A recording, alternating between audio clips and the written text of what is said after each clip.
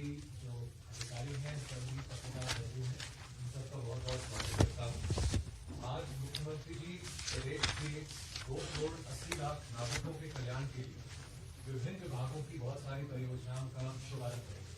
Sir, अगर चालू को बताते हैं। सबसे पहले उड़ीसा में महानदी बेसिन पावर लिमिटेड द्वारा प्रस्तावित 1600 मेगावाट के super critical thermal power plant से 800 मेगावाट का आज वृद्धि का समझौता हो रहा है।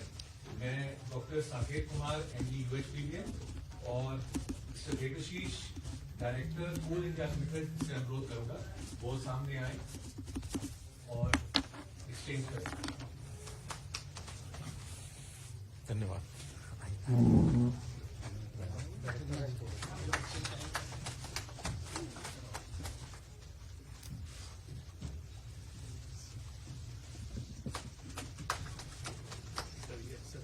हाँ,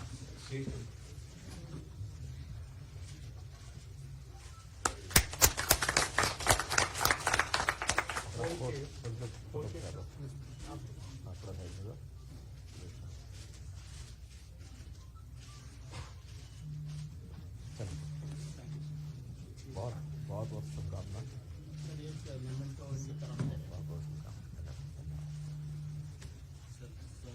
उड़ीसा में आ रहा है जगन्नाथ सिंह। जी जी धन्यवाद। थोड़ा साइड धन्यवाद। बहुत अच्छा।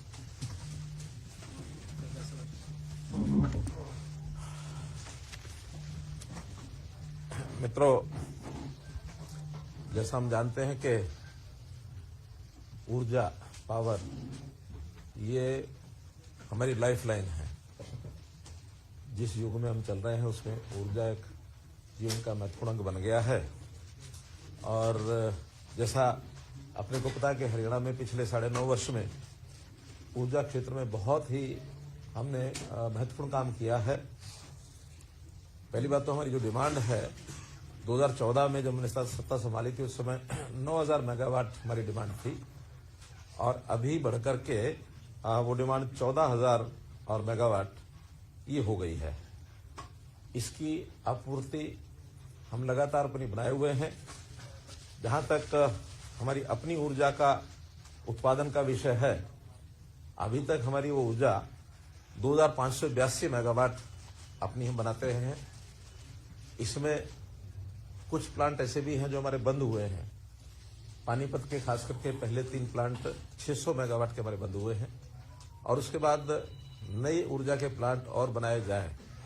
इसके अंदर आज एक महत्वपूर्ण जो देखा हमने कि उड़ीसा का ये जो महानदी बेसिन पावर लिमिटेड के द्वारा कोल इंडिया लिमिटेड की सहायता से एक प्रोजेक्ट का जब ऑफर मिली, उस ऑफर में हमने आज 800 मेगावाट का एक समझौता इनसे किया है।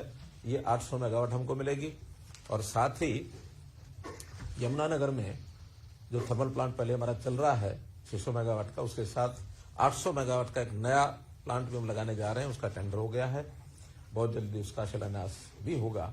तो ये हमारी बढ़कर के जब 1600 मेगावाट की ये और हमको मिल जाएगी, हमारी अपनी 2500 और 800 3382 हो जाएगी और उसके अतिरिक्त ये जो बाहर से हमको मिल रही है ये हमारे उस पूल में जुड़ जाएगी, ताकि हमारी जो 15,000 की आज 14,000 मेगावाट की जो आवश्यकता है, जब तक ये लगेंगे पूरा होंगे, हो सकता है उस समय और 1,000 मेगावाट के लगभग उसकी आवश्यकता और पड़ेगी। तो कुल मिलाकर इसकी आपूर्ति से हो जाएगी और हम पहले भी आत्मनिर्भर हैं, पावर में कोई कमी नहीं है। जितनी हमारे पास है वो ठीक है। उसके अलावा हम मार्केट से खरीदते हैं, खास करके उसमें हाइड्रो पावर है, सोलर पावर है, जो सामान्यतः सस्ती मिलती है। उस नाते से हमारी पूर्ति हो रही है और पावर की हमने कमी नहीं आने दी है, चाहे वो इंडस्ट्रियल हो, चाहे वो कमर्शियल हो अथवा डोमेस्टिक हो। बल्कि डोमेस्टिक में तो हमारा जो एक बहुत बड़ी अचीवमेंट है कि हमने 24 घंटे बिजली देने की जो बात कही थी, आज 5800 गांवों में से हैं जिनमें हम 24 घंटे बिजली आपूर्ति दे रहे हैं और जिसको जितनी बिजली जिस समय चाहिए उतनी दे रहे हैं। कहीं कोई पावर की स्थिति ऐसी नहीं है। तो इसलिए एक बहुत बड़ा एक अचीवमेंट आज हमारा ये हुआ है। इसकी जानकारी मैंने आपको दी। आज खरीफ सीजन 2023 में खराब फसलों के लिए अतिरिक्त मुआवजे का वितरण होना है। मैं आदरणीय मुख्यमंत्री जी से अनुरोध करूंगा कि बटन दबाकर 8,615 किसानों के खातों में आप 18 करोड़ 67 लाख रुपए डायरेक्टली ट्रांसफर करें। चलाइए।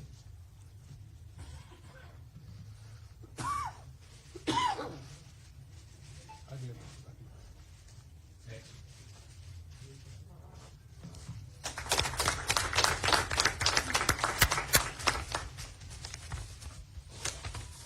इसके आगे के भी कर लो सारे। बाकी आज किसानों को विभिन्न योजनाओं में सब्सिडी जो मिली है उसका भी आज वितरण होना है। सबसे पहले भावांतर भरपाई योजना के तहत बाजरा के लिए 177.84 करोड़ रुपए,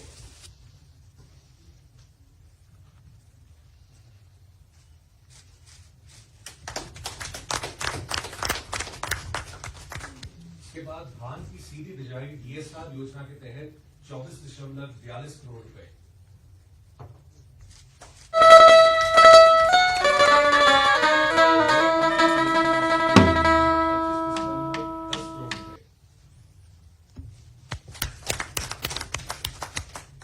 प्राकृतिक खेती योजना के तहत 1.20 करोड़ रुपए,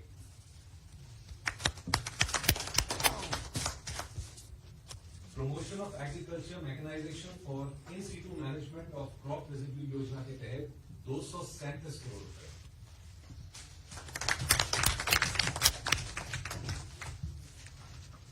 मित्रों, ये था कुल मिलाकर किसानों को समय समय पर जो हम सहायता देते हैं उसमें आज विभिन्न प्रकार के जो उनका मुआवजा या था उनकी जो इंसेंटिव राशि वो जो बनती है उसको आज हमने रिलीज किया है।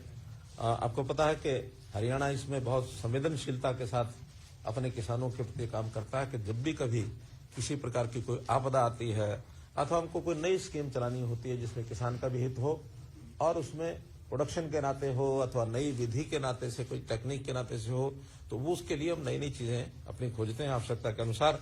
तो जैसे सबसे पहले जो खराब फसलें खरीफ सीजन 2023 का ये जो आज मुआवजा दिया गया है इसमें आज हमने 18 करोड़ रुपए की राशि रिलीज की है और इस वर्ष में इससे पहले भी 4 बार अलग अलग समय पर ये राशि रिलीज की गई है। तो कुल 130 करोड़ रुपया ये जो फसल खराब होने के बाद विभिन्न मदों के अंदर ये दी गई है जिसमें चाहे वो वाणिज्यिक संपत्तियों का नुकसान हुआ होगा जब बाढ़ आई थी अथवा जनहानि का भी हमने एक व्यक्ति के लिए 4 लाख रुपए का जो हमने 40 लोगों को मुआवजा दिया था।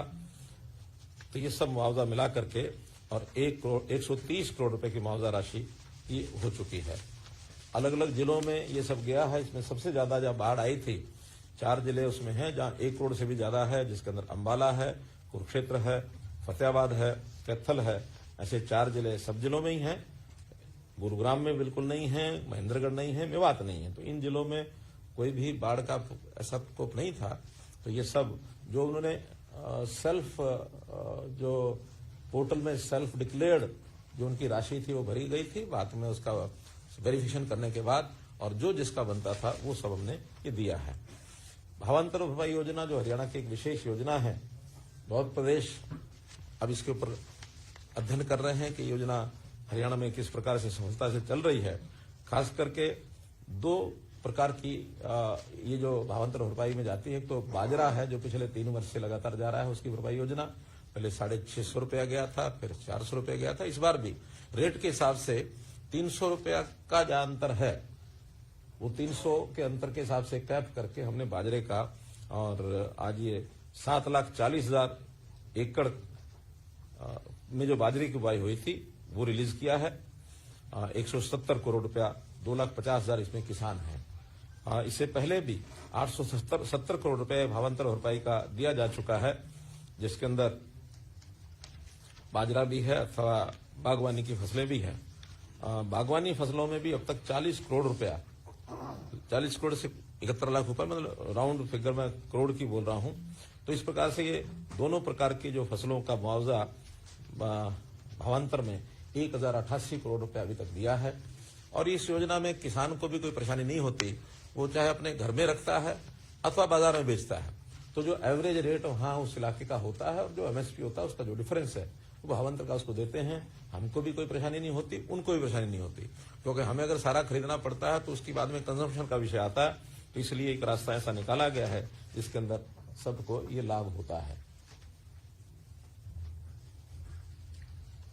बाजरे की 3,54,000 टन जो है ये हमारी प्रोक्योरमेंट हुई थी 2200 साढ़े 2200 रुपए में, जबकि इसका जो एमएसपी रेट था वो 2550 से था, 2500 रुपए था। इस प्रकार ऐसे दूसरा जो विषय था इस समय धान के नाते से हमने जो योजनाएं शुरू की हैं उसके अंदर एक तो मेरा पानी मेरी विरासत ये किया है। उस मेरा पानी मेरी विरासत में अभी तक हम 2020 में योजना शुरू की गई थी तो 143 करोड़ रुपया ये कुल हम दे चुके हैं। इसके अंदर 118 करोड़ रुपया पहले दिया था और 25 करोड़ रुपया जो है आज 19,500 किसानों को ये आज दिया गया है। इस योजना में 7,000 रुपया प्रति एकड़ की जो है हम बाजरा छोड़कर दूसरी फसल कोई बोता तो उसको दिया जाता है। सीधी बिजाई बाजरे की डीएसआर जिसको कहते हैं उसका भी आज 24 करोड़ रुपया रिलीज किया गया है। इसमें 4,000 रुपया प्रति एकड़ ये दिया जाता है और इसमें भी 47 करोड़ रुपया पहले दिया गया और 24 आज है तो 71 करोड़ रुपए की और ये जो राशि है ये हमने टोटल मिलाकर के इसमें खर्च कर चुके हैं। नेचुरल फार्मिंग प्राकृतिक खेती इसको भी हम प्रोत्साहन दे रहे हैं। इसके दो इसके कंपोनेंट हैं। एक तो जो ड्रम है प्लास्टिक के ड्रम 4 ड्रमों के ऊपर उसको अपना प्राकृतिक खाद तैयार करने के लिए और 3,000 रुपया ये दिया जाता है। और दूसरा घटक है इसमें देसी गाय जिसके गोबर से और ये प्राकृतिक खेती के लिए मैन्योर तैयार होता है उसका 25,000 रुपया एक राशि उसको गाय खरीदने के लिए प्रोत्साहन राशि ये दी जाती है। तो ऐसा 2680 किसानों को 1 करोड़ 20 लाख रुपया ये भी दिया गया है। एक अगली योजना है जैसा हम पता है कि प्रदूषण को रोकने के लिए हरियाणा ने अपने सब प्रयत्न किए हुए हैं। उसके अंदर अन्य अन्य प्रकार की जो योजनाएं हैं उसमें एक योजना है कि मशीनरी की जो खरीद है उसमें 50% पैसा अगर इंडिविजुअल कोई खरीदता है उसको देते हैं और अगर सामूहिक तौर पर दिया जाता है तो उसमें 80% भी दिया जाता है यानी कस्टम हायरिंग सेंटर्स को। और प्रति एकड़ पराली की गांठें बनाने पर भी 1,000 रुपया पर एकड़ ये दिया जाता है। ऐसे सब मिलाकर के आज की इस योजना में पहले घटक में 120 करोड़ रुपया और दूसरे घटक में 117 करोड़ रुपया, तो ऐसे 237 करोड़ रुपया इस पराली के प्रबंधन के नाते से हमने किसानों को ये रिलीज किया है। ये योजना भी 2018-19 में शुरू की गई थी और इस पर दोनों ही घटकों में अभी तक हमने 980 करोड़ रुपया राशि ये दे चुके हैं। और इसी का परिणाम है कि हमारे किसान पराली को जलाते नहीं हैं, इकट्ठा करते हैं, बेल बनाते हैं, बाद में बेचते हैं और फिर इंडस्ट्रियल यूज के लिए हम जो कंपनियां आ रही हैं लाइसेंस लेती हैं जिसके अंदर एनर्जी का भी होता है, एथेनॉल बनाने का भी प्रबंधन किया जाता है, ब्रिकेट्स भी बनाए जाते हैं जो थर्मल पावर प्लांट में लगते हैं। तो हरियाणा में कुछ एकाध जिले को छोड़ करके तकरीबन पूरे हरियाणा में पराली जलाने का सिस्टम खत्म हो गया और उससे प्रदूषण का बचाव होता है। एक बहुत बड़ी उपलब्धि ये हमारी है। ये सारे किसान के हित में किए जाने वाले सारे विषय थे। आदरणीय मुख्यमंत्री जी, मिशन 60,000 का भी अपने कार्यक्रमों से शुभारंभ करने जा रहे हैं। इसके तहत 2 नए पोर्टल शुरू होंगे। पहला पोर्टल है ठेकेदार सक्षम युवा स्कीम का पोर्टल।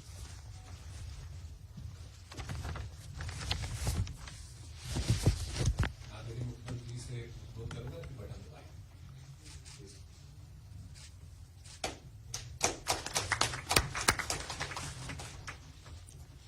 नहीं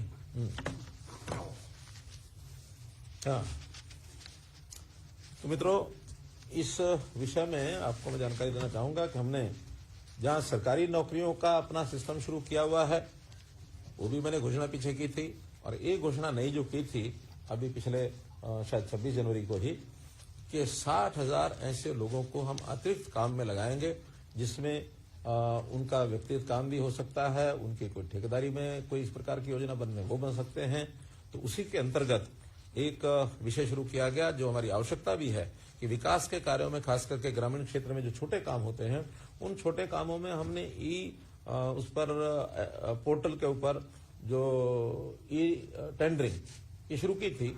तो ठेकेदार उसमें कम आ रहे हैं, ये हमारे ध्यान में आया। तो ठेकेदारों की ट्रेनिंग ये हमने शुरू कराई है, और 10,000 युवाओं को 3 महीने की एक ट्रेनिंग, उसमें भी सीईटी का एग्जाम उसने दिया हो, क्योंकि सभी लोग सीईटी में तो सिलेक्ट नहीं होंगे। जो सिलेक्ट नहीं होंगे उनको एक ऑप्शन दिया जाएगा कि वो अगर ट्रेनिंग लेना चाहें तो ले सकते हैं, और उसके बाद उनके पास कोई इंजीनियरिंग का या तो डिप्लोमा नहीं तो डिग्री ये होनी चाहिए, और ये लेकर के आते तो 3 महीने की उनको ट्रेनिंग देंगे और उनको एक सर्टिफिकेट देंगे। ऐसे सर्टिफिकेट वाले जो व्यक्ति हैं 25 लाख रुपए तक का काम लेने का वो एक प्रकार से योग्य हो जाएगा, एलिजिबल हो जाएगा। वो 25 लाख का पहला काम बिना किसी प्रायर एक्सपीरियंस के वो ले सकता है। 1 साल के लिए 3 लाख रुपए का ऋण बिना ब्याज के वो भी उसको दिया जाएगा, ताकि कैपिटल मनी उसको मिल जाए और वो 1 साल के बाद अपना उस पैसे को वापस करे। तो इस प्रकार का भी एक प्रावधान किया है। तो 10,000 युवाओं को ये काम हम देने में और एक प्रकार से सक्षम हो जाएंगे। आज आदरणीय मुख्यमंत्री जी वन मित्र योजना एवं पोर्टल का भी शुभारंभ करेंगे। मैं अनुरोध करूंगा सर, पता लगाएं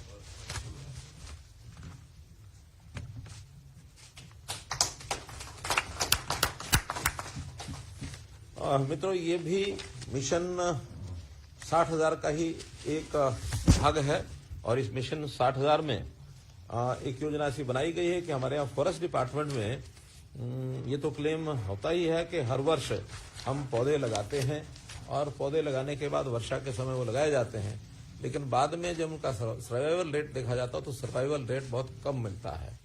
इसको ध्यान में रखते हुए योजना बनाई गई कि पहले साल में हम 7,500 युवाओं को एक ऐसा काम दें ताकि वो पेड़ लगाएं, और पेड़ लगाने के बाद 4 वर्ष तक उन पेड़ों की देखभाल करें, उसमें सिंचाई करें।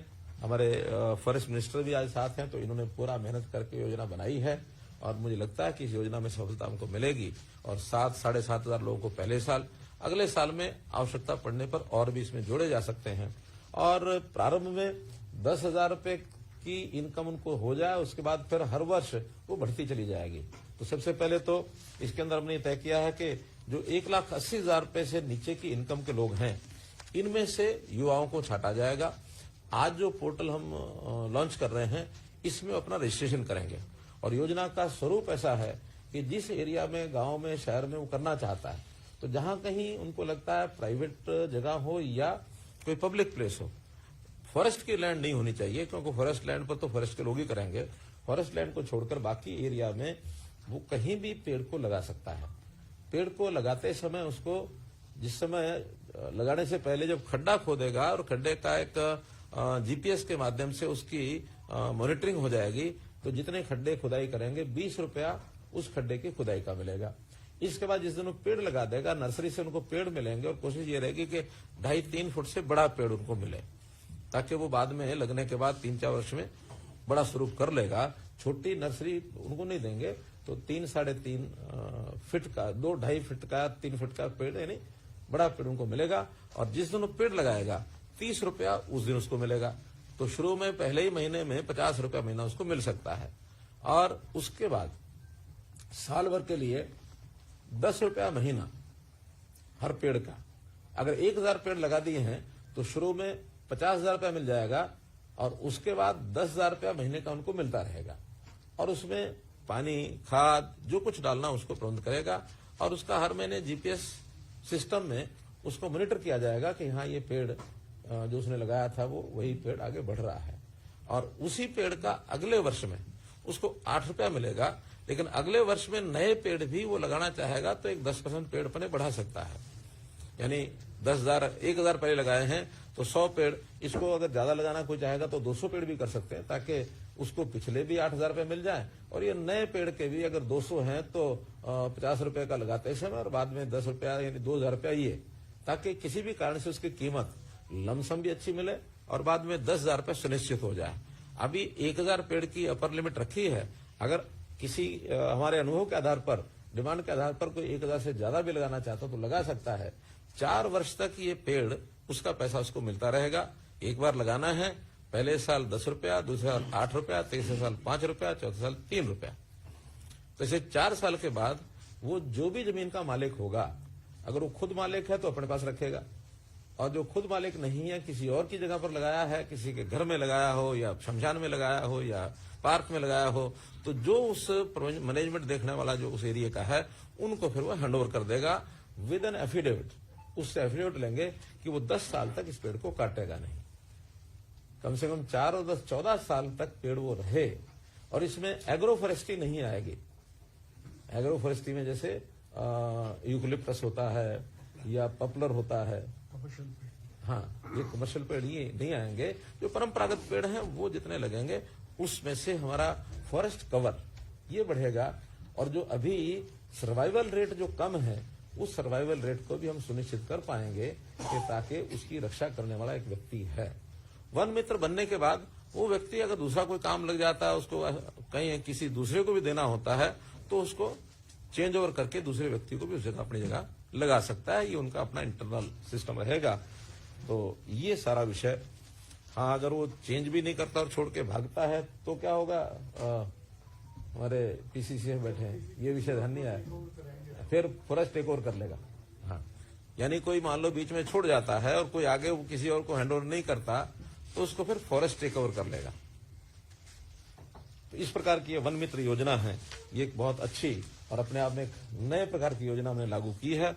मुझे लगता है कि जैसे हमारी बाकी योजनाएं हैं उनका लाभ हमको मिलता है, इसका भी निश्चित रूप से लाभ भी मिलेगा और दूसरे प्रदेश भी इसको अच्छी लगेगी तो उसको वो फॉलो करेंगे। आगे चलिए। मैं रेडियो मुख्यमंत्री जी से अनुरोध करूंगा कि बटन दबाकर हरियाणा कौशल रोजगार निगम के तहत 408 युवाओं को रोजगार प्रदान।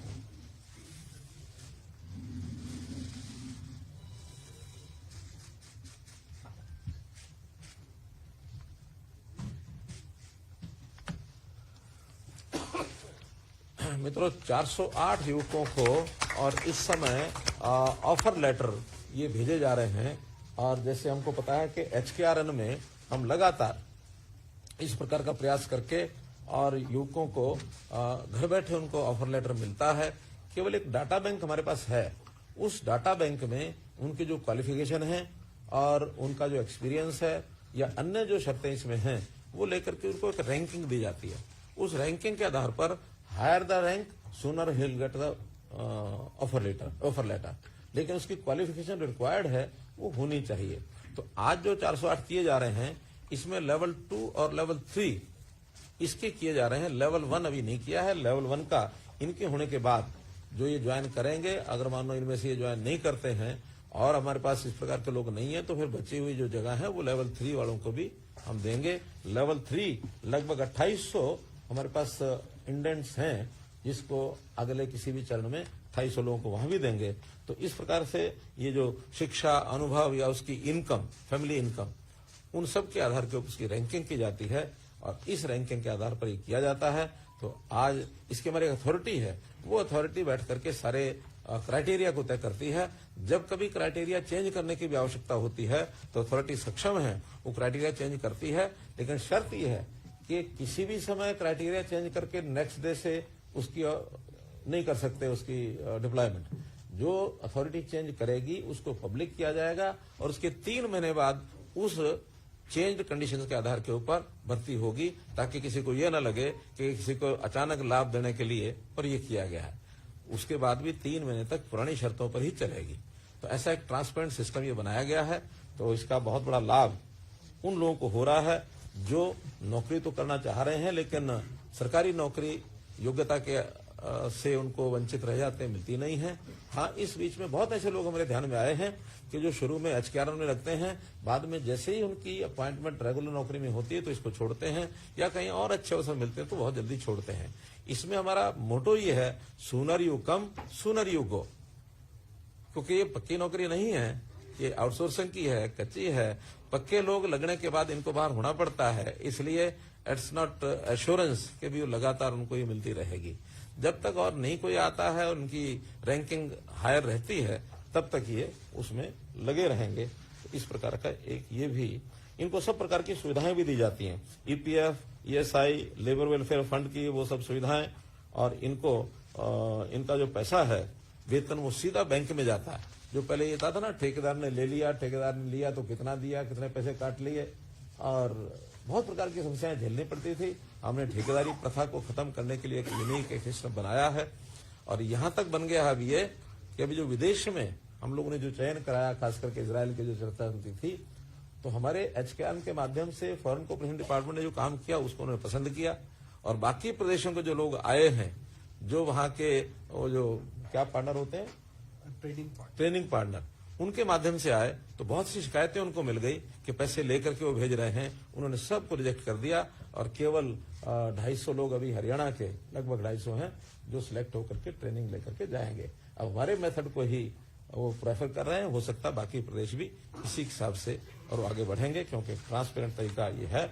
इसके अंदर सालाना 10 आकस्मिक अवकाश और 10 मेडिकल अवकाश ये भी उनको दिए जाते हैं। आयुष्मान भारत की सुविधा भी उनको 1500 रुपया लेकर के, और इन सबको जैसे 3 लाख तक की जो एक कंडीशन है कि 3 लाख तक 1500 रुपया देंगे, वो लाभ भी उनको दिया जाता है। अब मैं मुख्यमंत्री से अनुरोध करूंगा कि समर्थ वृद्धावस्था सेवा आश्रम योजना का शुभारंभ डॉक्टर को रिलीज करें।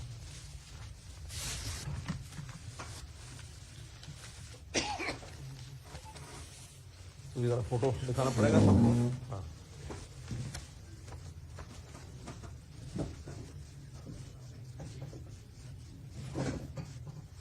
धन्यवाद। मित्रों, ये भी एक योजना ऐसी है जिसकी बहुत आवश्यकता उनको महसूस हो रही थी। हमारे परिवारों के जो बुजुर्ग हैं, बड़ी आयु के लोग हैं, उनके लिए ठीक है कि हमने पेंशन भी सारे देश में सबसे ज्यादा हम देते हैं, लेकिन फिर भी एक आयु के बाद व्यक्ति की आवश्यकताएं शायद परिवार में पूरी नहीं होती हैं। परिवार में उस प्रकार का सम्मान नहीं मिलता है, वो अलग रहने की भी इच्छा करते हैं, कई बार परिवार के लोग भी उनको बाहर करते हैं।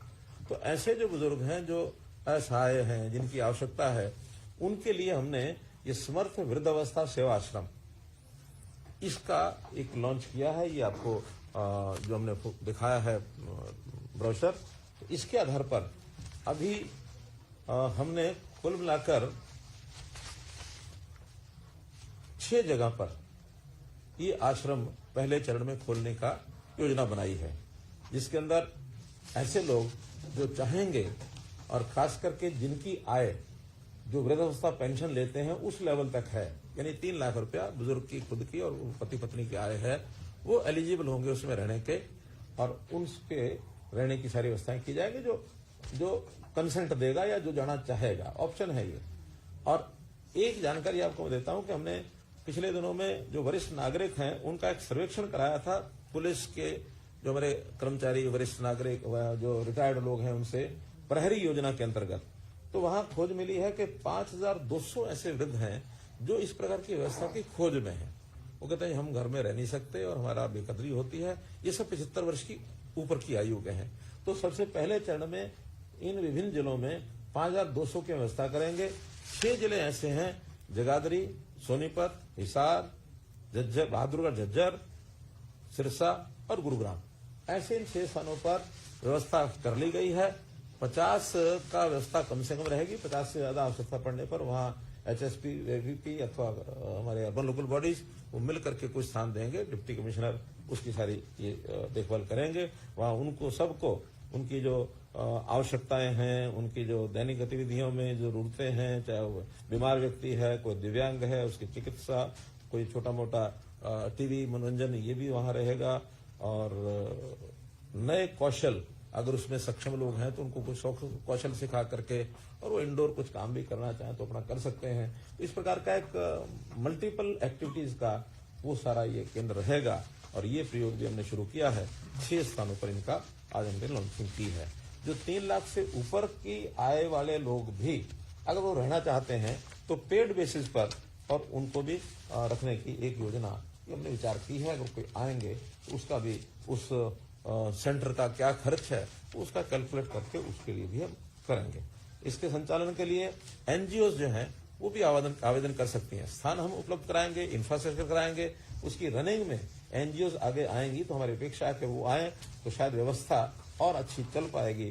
ऐसा भी हमने इसमें विचार किया है।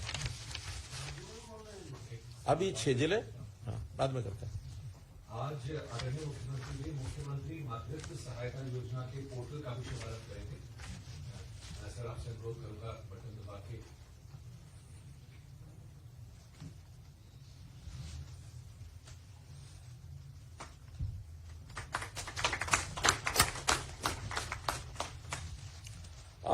मित्रों, ये 22-23 में के बजट में मैंने एक घोषणा की थी, मुख्यमंत्री मातृत्व सहायता योजना।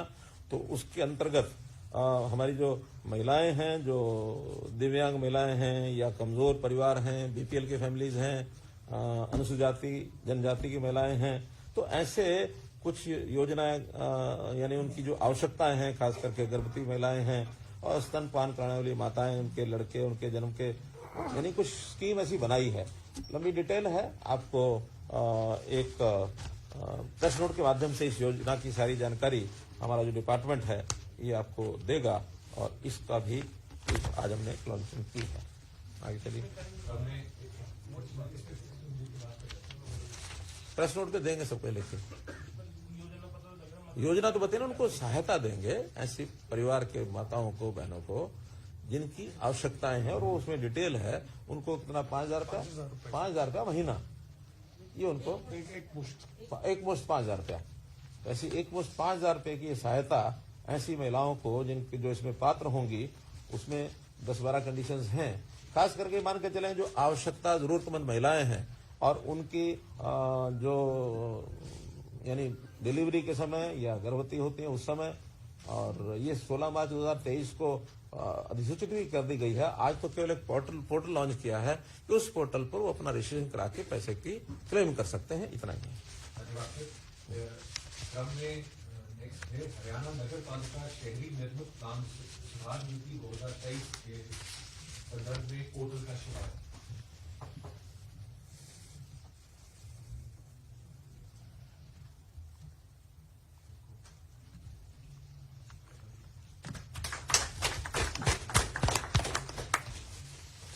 मित्रों, जैसा आपने को पता है कि अभी हमने जन संवाद कार्यक्रम किया और जन संवाद कार्यक्रम में भी और उसके बाद विकसित भारत संकल्प यात्रा, उस समय भी लगभग 8,000 से ऊपर ये कार्यक्रम हुए हैं। सभी गांव में हुए हैं, शहरों में भी हुए हैं।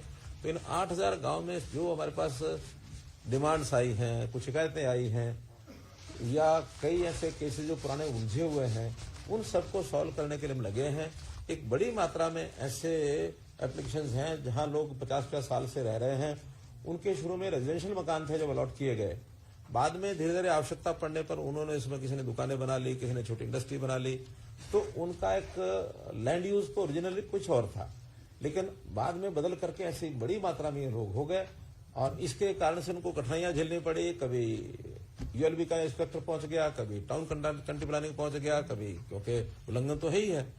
अब उसके लिए हमने एक पॉलिसी बना दी है कि नहीं, इनका कन्वर्जन ये अब रेगुलर हो जाएगा कि जहां कहीं किसी ने इस प्रकार का इंडस्ट्री अथवा कमर्शियल कोई दुकान अपनी बना ली है तो उसके लिए कुछ शर्तें ये लगा करके और उस डिमांड को पूरा करने के लिए रेजिडेंशियल टू कमर्शियल इसका एक्ट भी बन चुका है, पॉलिसी भी बन चुकी है। आज तो उसका पोर्टल हमने लागू यानी चालू किया है। इस पोर्टल में ऐसी जिसकी डिमांड है वो अपना भर देगा और भरने के बाद जो पैरामीटर हैं, जो शर्तें हैं, उसकी कुछ फीस है, उस फीस के हिसाब से, और वो उसमें मानो एप्लीकेशन फीस 10 रुपया प्रति वर्ग मीटर है। ऐसे ही कन्वर्जन चार्जेस हैं, उसका विकास शुल्क लिया जाएगा, कंपोजिशन शुल्क है पैसा, और ये पैसा देने के लिए सब लोग तैयार हैं। इंडिविजुअल कुछ केसेस तो हमने कैबिनेट मीटिंग में किए भी हैं और लोग खुश हुए उससे। तो उसके लिए अब जनरल पोर्टल बना दिया कि जो भी कोई अप्लाई करेगा उसको इसका लाभ मिल जाएगा। एक बहुत बड़ा, शहरों में खास करके जो 50 साल पुराने शहर हैं, ऐसी जगह के लिए एक बहुत बड़ी एक सहूलत ये लोगों को हमने दी है। आज आदरणीय मुख्यमंत्री जी पंचायत कार्यों के लिए लेबर रेट में भी बढ़ोतरी।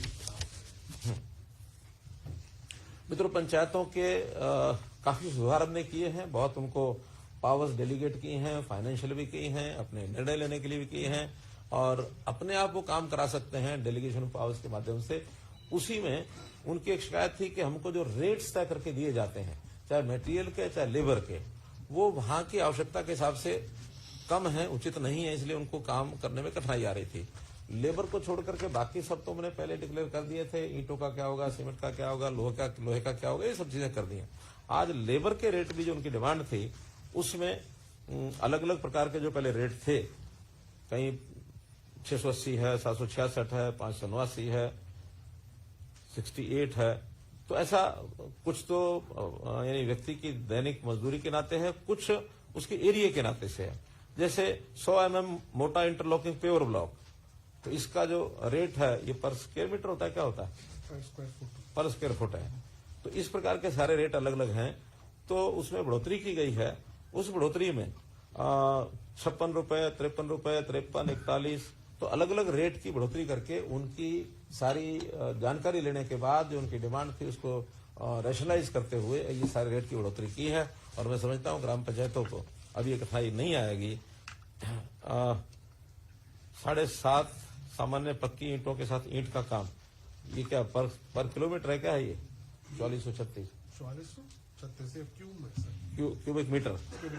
अच्छा, तो खैर ये जो रेट्स हैं ये अलग अलग प्रकार के, जो हमारा HSR है उस HSR के साथ तुलना करते हुए जहां जहां कम है वहां उसके मुकाबले में ला करके और उनकी कठिनाई को ये दूर किया गया है।